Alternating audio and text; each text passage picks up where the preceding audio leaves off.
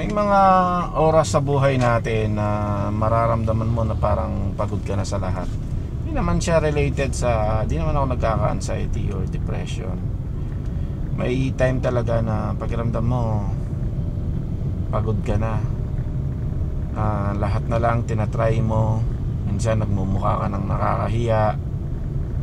I mean, like ito, yung vlog, videos, skit at kung ano-ano pa. Hindi naman ako yung minsan nagmumukhang nakakahiya. Marami akong nakikitang ganyan na dating hindi naman ganon yung galawan, kilalang tao mo, seryoso, tapos biglang ganon, biglang ano siya, nagpupusturang bading-bading, kunwari, nagpupusturang kung ano-ano, nagme-makeup para lang sa kanyang ginagawa, para lang kasi nakikita nila, kumikita sa content creation, so nagbabaka sakali sila, ginagawa na nila yung mga bagay na yun, yung mga ganyan, binababa na nila yung pride nila.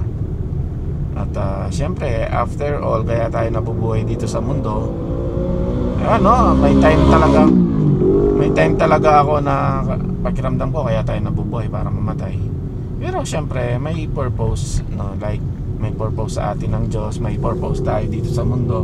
Kagaya ng nasabi ko sa mga anak ko, na konting galaw lang, konting galaw mo lang dito sa mundo is affected na yung buong mundo. Like ako, nag-stop ako dito na decision lang. Nag-stop ako tapos na-delay yung sa likuran ko, yung nagmamaneho sa likuran ko. So may domino domino effect na yon. Ako yan, yung pakiramdam ko kasi ganon, yung napapagod na ako. Parang lahat ng ginagawa ko is walang kwenta. Wala naman akong trabaho eh. Pag nagtrabaho ako, nasa mababang lang ako, graphic artist. Tapos papasok sa call center, kaya ko naman sigurong mag-English. Di pa tayo sure kung papasa ako. Pero kung gusto talagang trabaho na related sa akin, sa mga ginagawa ko, yes, yan, content, marketing, like Facebook ads, marketing, yan. Kaya kong mag-market. Basta may budget ako. Kung wala man budget, reach ng organic sa online. Libre yung alam mo, pag mag-i-start ka sa TikTok, sa Reels, kung maganda rin lang yung mo, pag nag-i-start kung maganda din naman yung yung content mo, automatic bibigyan ka ni Facebook ng mga audience na pagka nagustuhan nila, syempre maganda yung engagement, maganda yung share nila.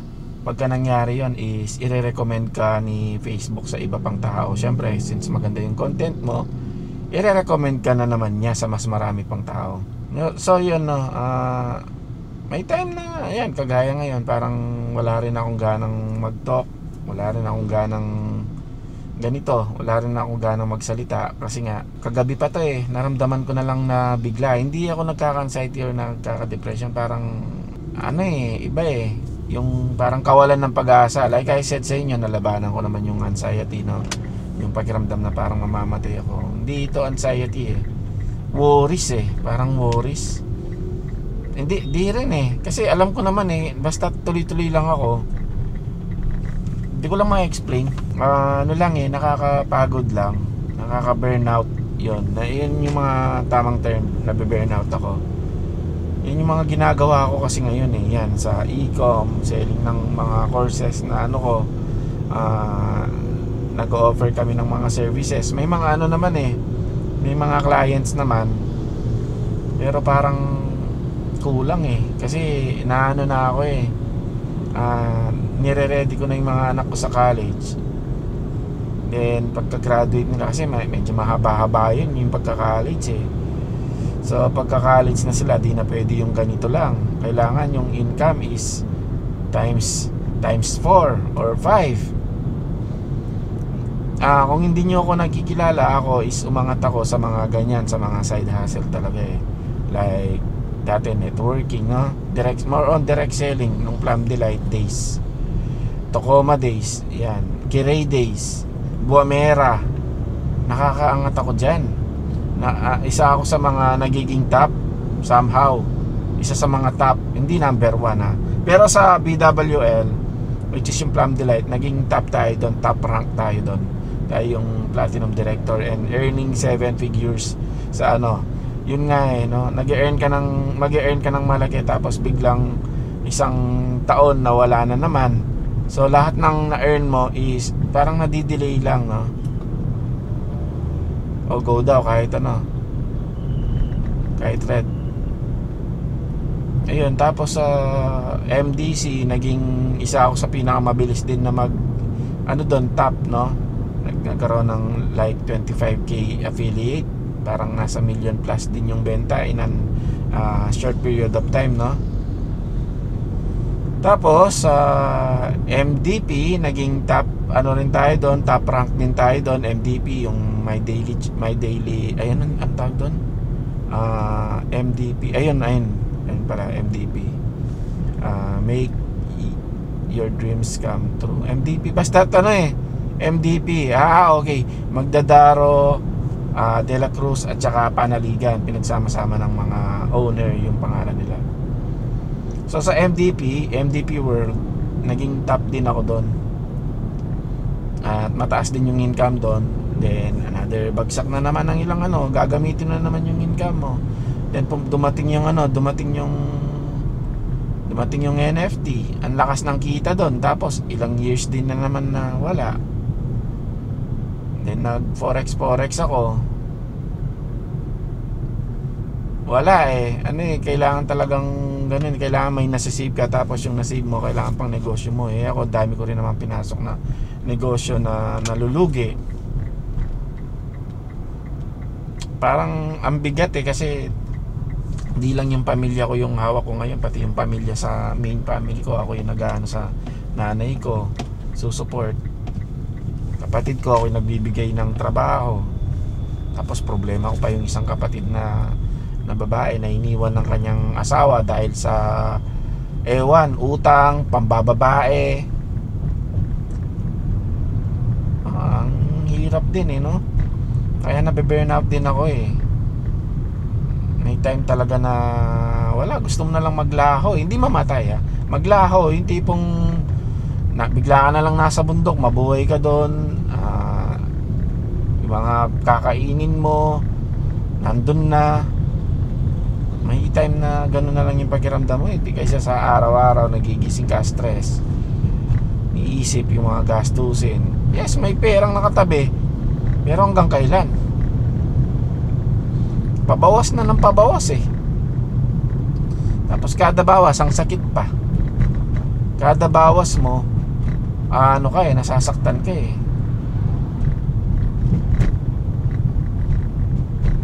So ayan medyo dramatic tong topic natin ngayon hindi ko alam kung anong lesson dito, pero para sa akin yung pinaka lesson, unless na matapos yung buhay mo, mayroon pag-asa, laban lang.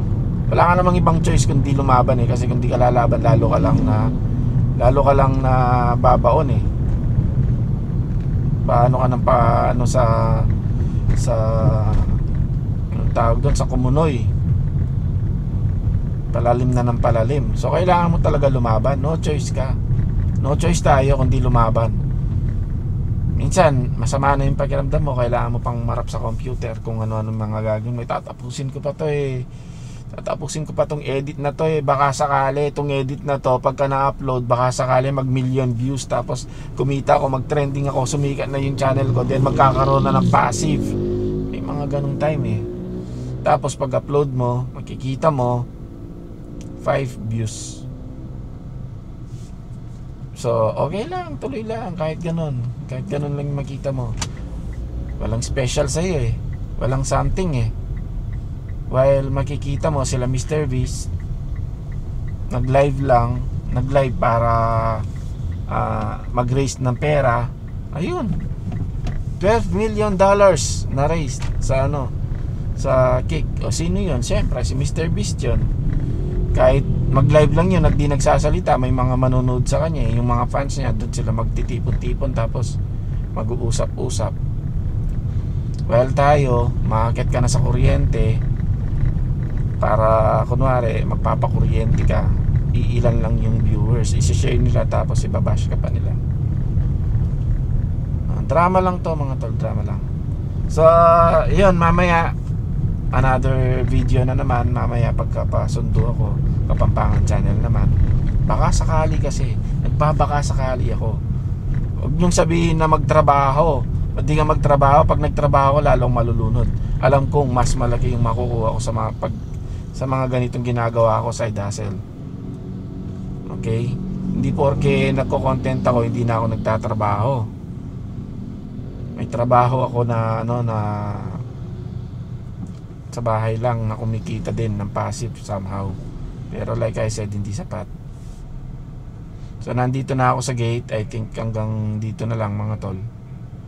At siguro yan, pagka uwi banat na naman ng kung ano-anong mga babanatan. Okay?